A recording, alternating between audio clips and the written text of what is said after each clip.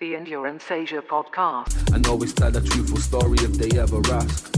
Stop the complaining cause things ain't that bad.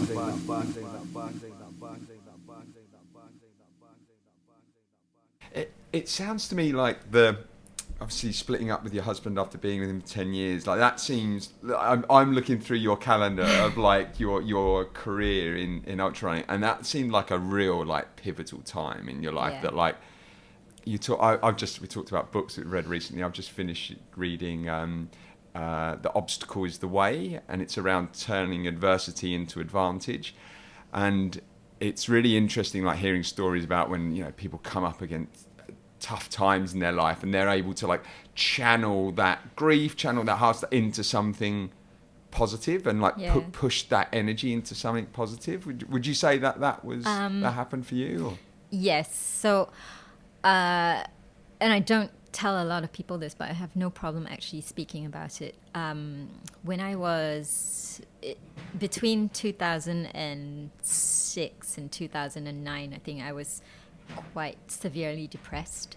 And that was one of the motivators for joining the running club, because I needed to get out of, you know, this black hole that I felt I was in. And it was a pretty severe depression, but the fact that I didn't want to take any drugs or see anyone, you know, it just felt like it wasn't going to work for me. And so I had to figure out how to make it work, make myself better. And running was the first step for me to try and pull myself out of it. It may or may not have been the right decision, but I think it was for me. I mean, the regularity, the support from no one knew that I was depressed. They just knew that, you know, I needed to run for whatever reason. And we all have reasons to run, right? And so that really helped, especially coming back to Singapore when I had to start from literally ground zero again.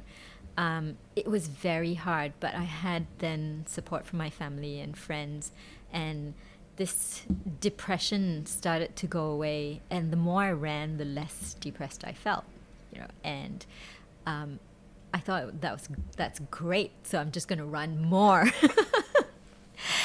And I think it gave me a lot of impetus to get out and do stuff that I felt would challenge me personally.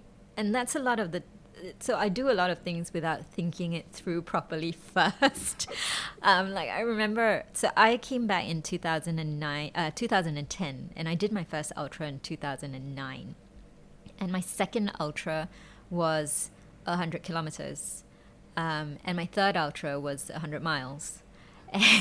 And they're both in the same year within, you know, 2 months of each other. It kind of reminds me of like speaking to Andre, like, and his was around the same sort of time, Andre Bloomberg, and then he just went from like not running at all to like doing the 5 North Face 100 Ks in like one season. It's like, how'd you go from nothing to that? That's where I met Andre. So it was, okay. Yeah, that my first 100K was in Singapore, the North Face 100. And I met Andre at that race. And that was his first as well. Exactly. The Endurance Asia podcast. And always tell a truthful story if they ever ask. Stop the complaining cause things ain't that bad.